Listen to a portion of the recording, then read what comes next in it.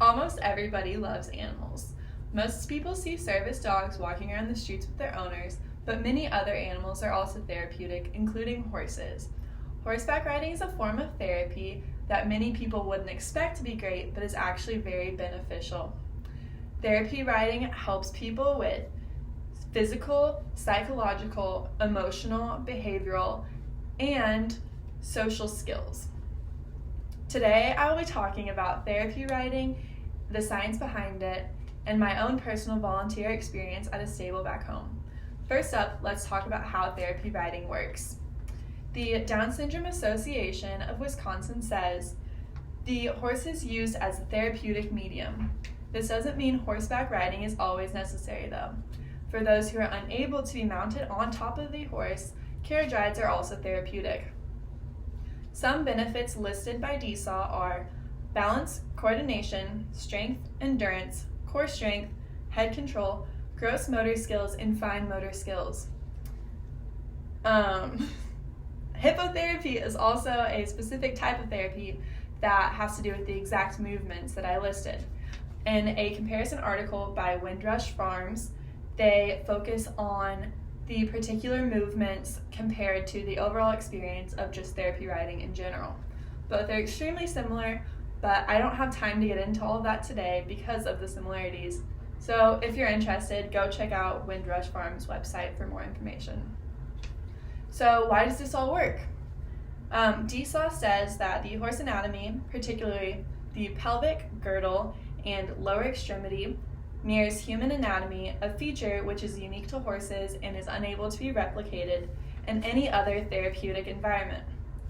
Another thing that goes alongside these physical attributes are commands that the riders use that strengthen their confidence and speech abilities as well.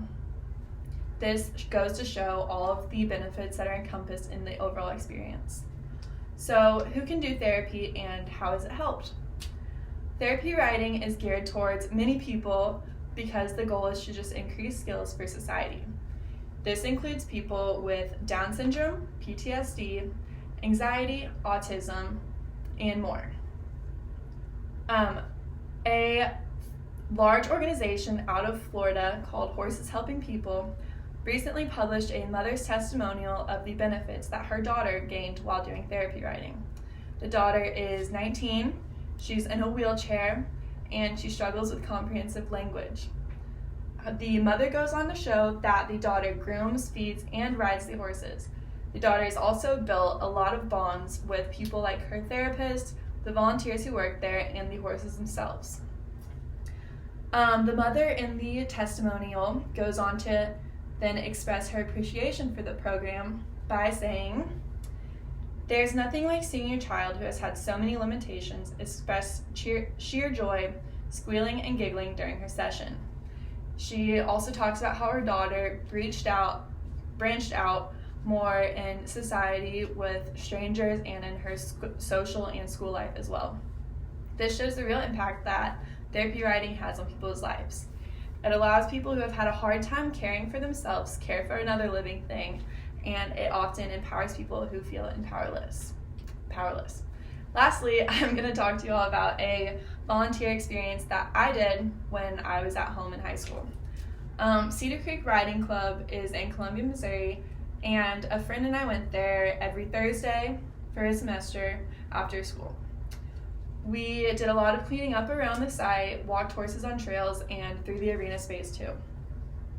Some of the activities that the kids that I worked with were ring tosses while on the horse's back, chalking the horse's coat with drawings while they were still on the horse's back, and brushing their manes as well. Most of these kids were younger, like 5 to 6, so it was very fitting for their age. Those were all things that helped with their strength as they exercised their cores and heads as well. The trail rides that they did were focused on strength and commands. The fallen branches and rocks and things like that were what helped them overcome obstacles, and then whenever they had to speak to the horses, they learned how to speak to them kindly and patiently with commands that they would then obey. Being there showed me how helpful it is for these children to experience a form of therapy that isn't just in an office building or in a hospital, but outside in the fresh air doing a regular activity. Horseback riding broadens horizons in lives and is a skill that they will carry on throughout their lives. It has been my favorite volunteer experience so far, and I would definitely like to do it again in the future. To conclude my speech, I will be I will first read you a poem by John Anthony Davies. It's called I Saw a Child. I saw a child who couldn't walk, sit on a horse, laugh and talk, then ride it through the field of daisies, and yet he could not walk unaided. I saw a child, no legs below, sit on a horse and make it go, through woods of green and places he had never been, to sit and stare except from a chair. I saw a child who could only crawl, mount a horse and sit up tall, put it through the degrees of paces and laugh at the wonder in our faces. I saw a child born into strife, take up and hold the reins of life. And that same child was heard to say, "Thank you, God, for showing me the way." This shows how wonderful therapy riding is and the impact that it has had on people. So many things are encompassed in it, including physical, psychological, and behavioral therapy. It's a natural form of therapy which allows the riders to feel confident and free. I personally loved my experience at Cedar Creek Riding Club and would definitely recommend to anyone that they should go and try it out for themselves. If you do, I'm sure you'll gain a lot from the experience just as I did. Thank you.